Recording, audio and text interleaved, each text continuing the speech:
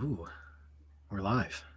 Yes, we are live. Hello, welcome to Question and Answer for the web series Church. We just got to watch episode number episode Seven. number Yeah. 7.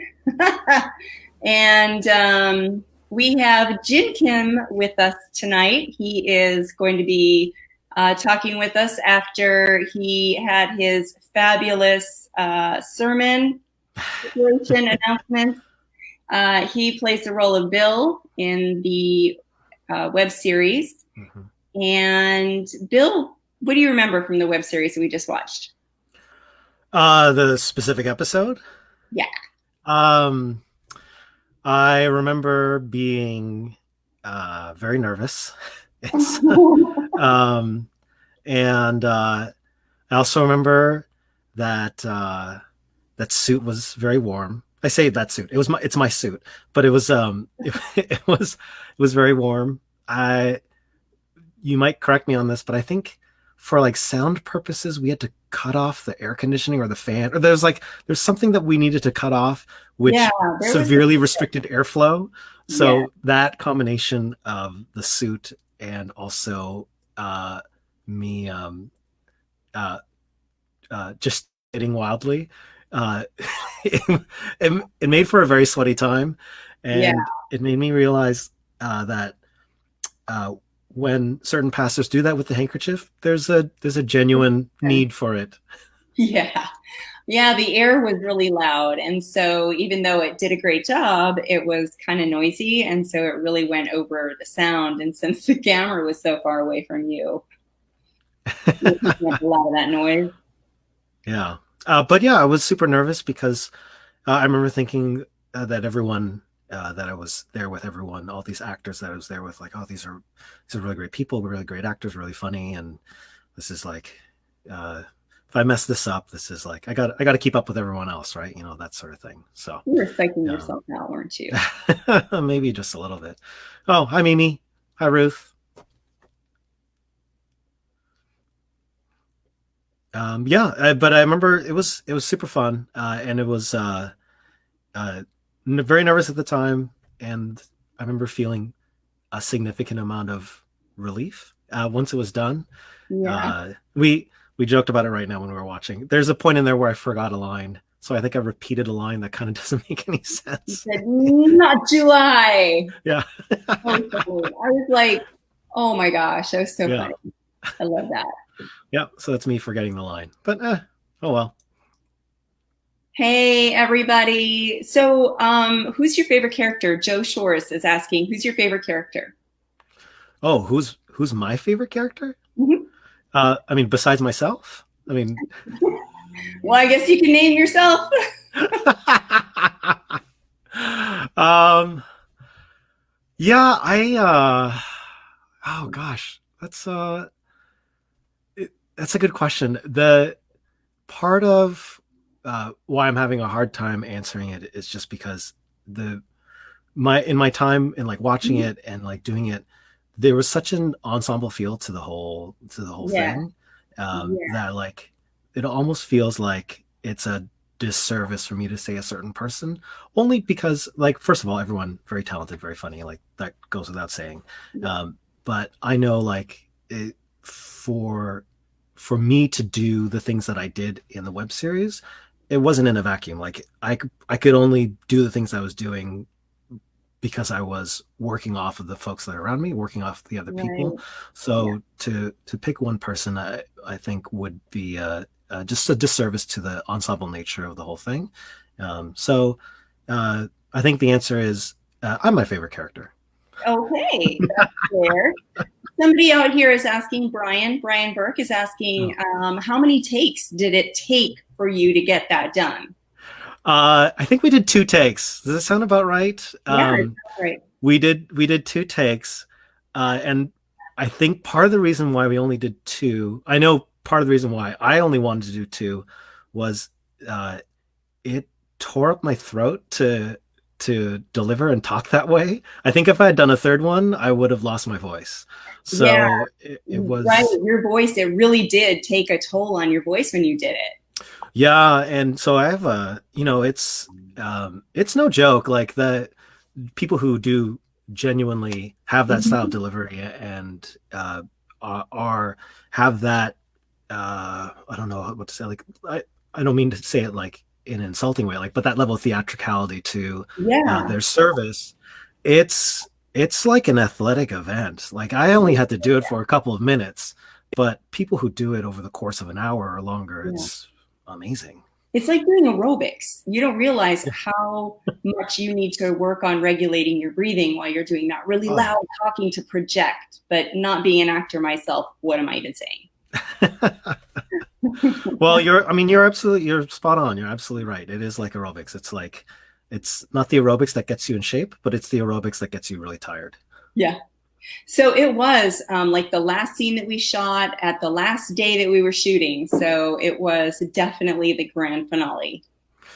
Yeah, absolutely. That now that you say that, that definitely comes to mind. There was Yeah, I think that's part of why I was nervous. I remember thinking like, oh, if I you keep didn't messing want to this see up, I'm the people, one that's keeping everyone. Like I'm the one that's making this go longer.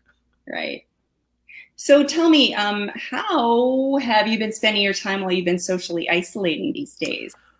Sure. I think been trying to be like everybody else as far as like stay in as much as you can. Like Mhm. I try and get outside every now and again. I think we're 2 months in or something like that. It's something like that. Like we're 8 weeks in or 2 months in. And for the first little bit, I remember thinking like, oh, the weather's so bad. Uh, there's like a silver lining to that, right? Like there's no desire Yeah, to get out. But now, like we got days like today, and it's 60 degrees. It's nice and sunny. Um, it's the walls are starting to come in a little bit. So I try and make a point of getting outside for a little bit and do little things here and there so that I don't go a little stir crazy. yeah. I've been like everybody else and trying my hand at baking. It has been going very poorly. And like everybody else, try and catch up on a TV show here or there, or do a jigsaw puzzle and Or a just lot of try and them. A yeah, jig. or a lot of them. So that sort of thing. But yeah, it's one of those things where it's like if I don't distract myself, then I just get wrapped up in the news, and then all of a sudden it's just yeah. So try and Yeah, distract myself with little things so I don't think about the big thing. right, right. I heard, before I say anything about my next question, the Sure. jigsaw puzzle. So, how long have you been doing jigsaw puzzles, or what kind of jigsaw puzzles do you do? Oh, I don't do them at all. I know I'm not a puzzle person, but I knew I knew if I did it, it would be like this thing that it's I for people who love them, great. Like I think that's great. I don't really love them, but for me, it's like it doesn't require a significant amount of skill. It's just like this thing that can occupy your time and be like, okay, this piece I guess goes here and try and jam these two pieces together and so on and so forth. So I have a couple of these that were actually my mother's that I have that I just kind of have and they're old and they're jigsaw puzzles of these Norman Rockwell paintings. So it's Oh, kind of cool. Um, and it's it, they're not since they're older they're not like 5,000 pieces or they're not like these right. It's massive jigsaw puzzles. doable, yeah. Yeah, they're doable. They're like a one sitting doable kind of thing. My cousin Ray said that you made him laugh. Oh, hi cousin Ray.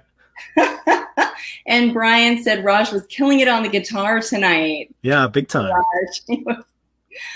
So, I heard that one of your early roles was in the show Awesome 80s Prom, where you met and worked with Mimi.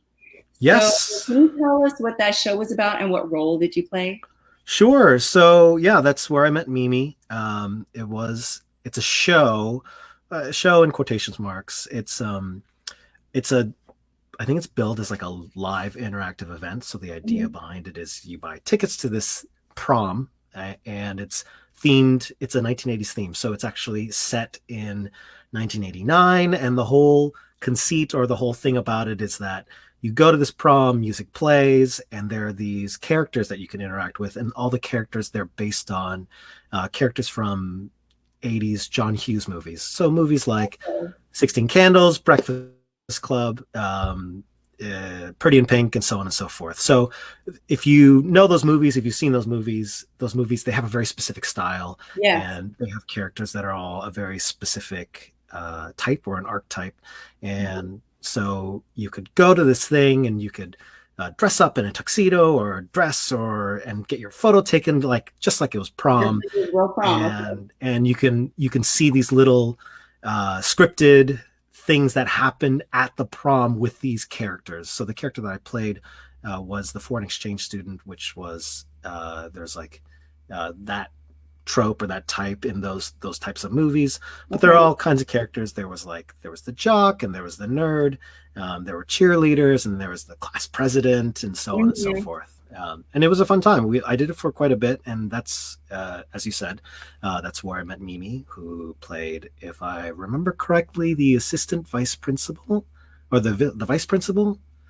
Mrs. Lascalzo, I think was her name. Mimi's on here. She can correct me. Mimi's on here. Mimi's yeah, on. Mimi's on here. She can correct me. But yeah, it was an interesting time because it's movies that I know and like I'm very familiar with them. But people who would come, there would be I think like three kinds of people who would come to the show. One kind of person was like, I just want to go to this thing because my friends are going. So there were those people. Second was like these people who were like, I like to go out. I like to go to shows. I like to like experience whatever it is, entertainment, theater, and so on and so forth. And then there's a third type who was like, I'm so hardcore into these movies. Like I love everything about the 80s. And so they would like dress up like super 80s, whatever it was, like side ponytail or like sneakers in like this frilly tuxedo shirt and so on and so forth. And it was those people were the most interesting. Yeah. Oh my gosh, they would have been the scary people. So how did you get started acting? Yeah, so I did improv in college, and that was my first real stuff. Like I think every kid is forced to do something when they're in school, something on stage that their parents have to come to. So I'm sure I did plenty of those, but none of those really ring a bell. But the first real thing that I would say that really got me to where I am now is that I did improv in college. I really fell in love with it, really enjoyed it. And what I really fell in love with it about was that improv gives the freedom for me to do and say pretty much whatever. And that sounds like a potential recipe for disaster. And it is like that's no joke about it, definitely. But what I do appreciate about it is that it's even more so than acting, an ability for me to put a personal stamp on something, which I really appreciate and enjoy. And so I kept pursuing improv. That eventually led to doing theater shows like plays, like straight acting, and then which led to acting on camera. And now here I am talking to you. And now here we are, the big league. It is, yeah. Look, there's like a scrolling banner on the bottom or something. Yeah. Yeah, telling people we want to hear from them. Do you have any projects that are coming up? Nothing specific. I imagine like a lot of folks, everyone's kind of like in this holding pattern, right? They're just sort of like circling the runway. So I have nothing really major to speak of. I mean, there is episode 8 coming up. So I guess there's that. I can't remember if I'm in that episode. Maybe it's episode 10 that I'm in. But yeah, so there's that. But I'm looking forward to the remaining episodes of Church coming out. And beyond that, like as far as live theater is concerned, I mean, it's it's up to a bunch of people who are not me when those Yeah, are actually going to happen anyway. So we'll see. right. We're going to see how that all plays out because that's Yeah. definitely a place that we all want to be, but it's got to be safe, right? Yeah. Yeah. So I heard there's a little bird that told me that you were a cantor Yeah. previously. Uh, That's Tell me about that. that's true. So uh, the I should qualify. I was really bad at it. So that's number one. Um, the whole reason that came about was that at the time I was I was the church organist, and the which is like in and of itself like people I it's not the same as being the cantor. First of all, that's I think that's should be clear to pretty much everyone. But since they're technically in some way musically related, I think in some people's minds, like, oh, I think they think if you can do one, you can probably do the other, which is very not true. Until So you're I very wasn't. testy, so But so I was an organist at the time. The cantor, this is for like the youth service or what have you. Like that cantor left, and instead of trying to figure out or trying to find someone else, I remember the pastor saying, "Well, we'll just have Jin do it because well he's already playing the organ, who's technically just like a Casio keyboard, but I'm sure he can do it too." So I took this sort of self-taught crash course on on how to do it, and I taught myself how to play the guitar very quickly as well to try and get that done. It was a very short-lived amount of time that I did it for, like less than 6 months, uh, and it is a I think it's a sad chapter for everyone who had to hear me. so exactly what is a cantor for those of us who don't know? Sure. I think a cantor is it's different for different like so I was raised Catholic, so in a I think in like a general Catholic sense, a cantor is someone who is leads call and response, Okay, and specifically it in like larger services, it can be with a choir where a cantor will sing a phrase that then a choir responds with. And or the congregation responds with. So the idea behind the cantor is like um, the person at the head of the parade who's like leading the march. It's the person who's trying to get everyone else to sing and participate. right, I right. think is probably the layman's way of describing what a cantor is. And when your cantor doesn't inspire singing greatness, it it makes it a lot harder. It's oh so very fun. Yeah, Thank absolutely. you so much, Jin, for your time. Thank you for joining us. Thank you, everybody, for being here with us and asking your questions. And please remember, join us same bad time, same bad channel. We'll be putting out our next episode, episode 8. And then this Friday, we will be releasing this episode that we just saw tonight on YouTube. And we look forward to seeing you next week. Remember to like us, follow us on YouTube and Facebook, and ask questions and share. Please share our web series. And have a great night. This was so much fun. Thank you, Melissa. Thank you, Jen. You take care, and we'll be talking soon. All righty. Take care, y'all. Bye bye.